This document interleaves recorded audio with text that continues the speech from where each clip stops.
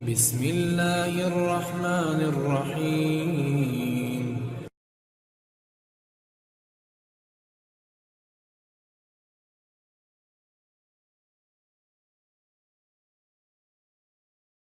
السلام عليكم ورحمة الله وبركاته.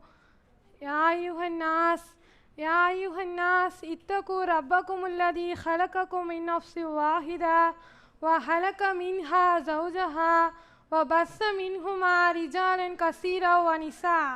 اتقوا الله الذي تساءلون به والأرحام إن الله كان عليكم رقيبا.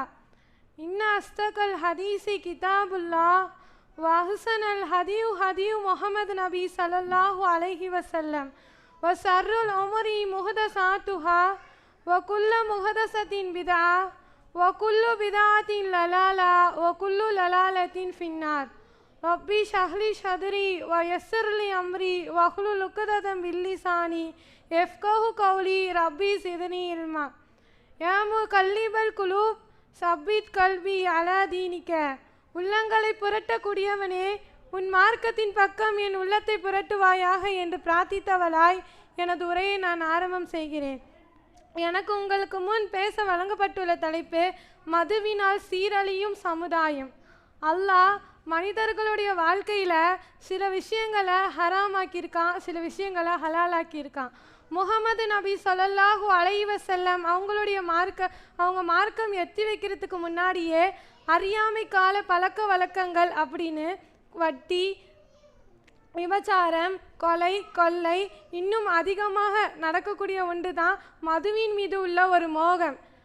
நபி ஸல்லல்லாஹு அலைஹி வஸல்லம் அவங்க இஸ்லாத்தை எடுத்துரைக்க ஆரம்பித்ததுக்கு அப்புறமும் இந்த மதுவின் மீது உள்ள ஒரு மோகம் அப்படிங்கிறது நடந்துட்டு தான் இருந்துச்சு.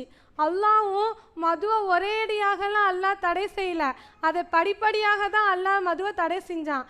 ஏன் அல்லாஹ் மதுவை தடை செஞ்சானா, மதுவில் உள்ள கேடு அப்படிங்கிறது அந்த மதுவை அந்த மனிதன் அருந்துனானா அவனுக்கு என்ன கேடாகும்? ஒன்று, தன்னுடைய சுயநினைவை இழந்துருவான், தன்னுடைய மனோ இச்சையை இழந்துருவான், இன்னும் தன்னுடைய கண்ணியத்தையும் இழக்கக்கூடியவனாக இருப்பான். அவனுடைய கண்ணியத்தை இழக்கிறது மட்டும் இல்லாமல் மோசமான செயல்களில் ஈடுபடக்கூடியவனாக இருப்பான். இன்னும் அன்றைய சஹாபாக்களும் மது அருந்துபவர்களாக தான் இருந்தாங்க. அலி அவங்களையும் அப்துர் ரஹ்மான் பின் அவுஃப் இவங்க இருவரையும் உயர்ந்த குலத்தை சார்ந்த ஒரு அன்சாரி விருந்துக்கு அழைத்து இவங்க இருவர் இடத்துலையும் மது அருந்துவதற்காக கொடுக்குறாங்க. இது எப்போ நடந்துச்சுன்னா, மது தடை செய்யப்படுறதுக்கு முன்னாடி இந்த சம்பவம் நடந்துச்சு. இவங்க இருவர் இடத்துலையும் மது அருந்துவதற்காக கொடுத்துட்டாங்க. அப்போ இவங்க இருவரும் அந்த மது அருந்திட்டாங்க.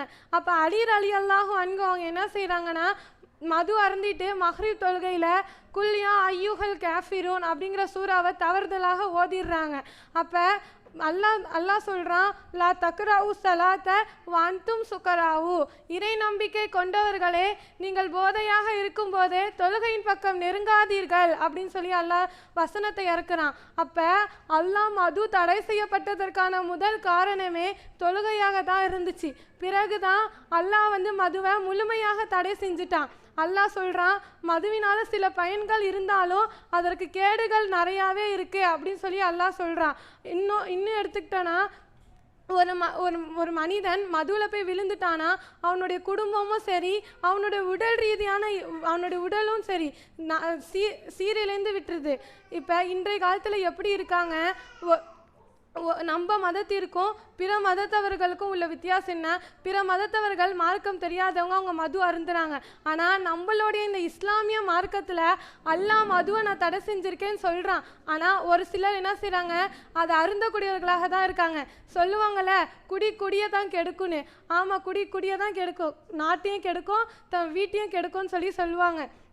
அப்போ ஒரு மனிதன் குடித்தானா அவனுடைய குடும்பம் எப்படி தனமா இருக்கும்? அந்த குடும்பத்தில் மனைவி, கணவன், பிள்ளைகள்னு 3 பேர் இருப்பாங்க.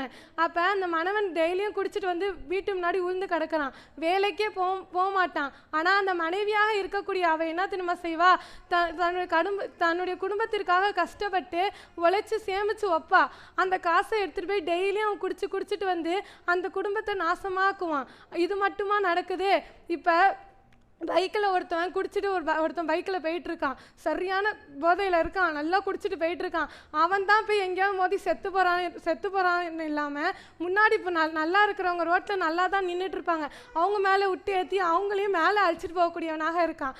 அப்போ ஒரு மனிதன் மது அருந்துனானா அவனோட நிலை அப்படிங்கிறது எப்படி இருக்குது சற்று எல்லாம் சிந்திச்சு பாருங்கள். இப்போ ஸ்கூலில் எடுத்துக்கோ, ஒரு 15 வயசு பையன், அவனுக்கு என்ன தெரியும் மதுவை பற்றி? அவன் மதுவை அருந்திட்டு என்ன செய்கிறான்? போய் ஒரு பெண்ணை போய் கற்பழிச்சிடுறான், இந்த மாதிரி ஏதாவது செஞ்சிடறான். அப்போ ஒரு மனிதன் ஒரு ஸ்கூலில் இருக்கான், அவனுடைய ஃப்ரெண்டு கூட இருக்கிற நண்பர்கள் இருக்காங்கள்ல, அவங்க எப்படி இருக்காங்க? 4 பேர் இருக்கானா, அதில் 3 பேர் கெட்டவனாக இருப்பான், இவன் ஒருத்தன் அதில் நல்லவனாக இருப்பான். அவனோட 3 பேரும் போதைக்கு அடிமையாகி குடிச்சிட்டு இந்த மாதிரி இருப்பானுவான். இவன் என்ன பண்ணுவான்? நம்ம ஃப்ரெண்ட்ஸ் எல்லாம் குடிக்கிறாங்கப்பா, அதில் நம்ம என்ன தான் இருக்குன்னு நம்ம தெரிஞ்சுக்கோமேன்னு அவனை போய் குடிப்பான். அவனும் அந்த ஒரே குட்டையில் வந்து மட்டையாயிடுவான். அப்போ ஒரு நண்பன் அப்படின்னா அவனை நம்ம எப்படி தேர்வு செய்யணும்? அவன் அல்லாஹ்வை வணங்குறானா, நோன்பு வைக்கிறானா, அவன் இபாதத்தில் இருக்கானா அப்படிங்கிறத பார்த்து தான் நம்ம அவனை தேர்வு செய்யக்கூடியவராக இருக்கும். அப்போ ஒரு மனிதன் மது அருந்துனானா அவனோட நிலை அப்படிங்கிறது இப்படி தான் இருக்குது. இன்னும் அல்லாஹ் என்ன சொல்கிறானா, நீங்கள் மது வந்து இனிமேல் அருந்தாமல் உங்களுடைய மனோ இச்சைகளை கட்டுப்படுத்திட்டு இருந்தீங்கன்னா உங்களுக்கு நான் வந்து மறுமையில் என்ன செய்கிறேன்? மதுவை நான் உங்களுக்கு ஹலாலாக்கி தரேன் அப்படின்னு சொல்லி அல்லாஹ் சொல்கிறான். அப்போ மனிதன் தன்னுடைய இச்சையை கட்டுப்படுத்தி இருந்தானா அல்லாஹ் சொன்னதை செய்து கடைபிடிச்சிட்டு இருந்தான்னு வைங்க, அவனுடைய வாழ்க்கை அப்படிங்கிறது நேரான வழியில் இருக்கும். அப்போ இன்னும் முகமது நபி ஸல்லல்லாஹு அலைஹி வஸல்லம் அவங்க சொல்கிறாங்க, மதுவை அல்லாஹ் ஏன் முகமது நபி ஸல்லல்லாஹு அலைஹி வஸல்லம் அவங்க மதுவை ஹராம் அப்படின்னு சொல்லிட்டு போனாங்க அப்படிங்கிறது இப்போ தான் தெரியுது. ஒரு மனிதன் அவனுடைய வாழ்க்கை மது அருந்தினானா அவனுடைய வாழ்க்கை எப்படி இருக்கும் அப்படிங்கிறத நம்ம இப்போ அறிய முடியுது.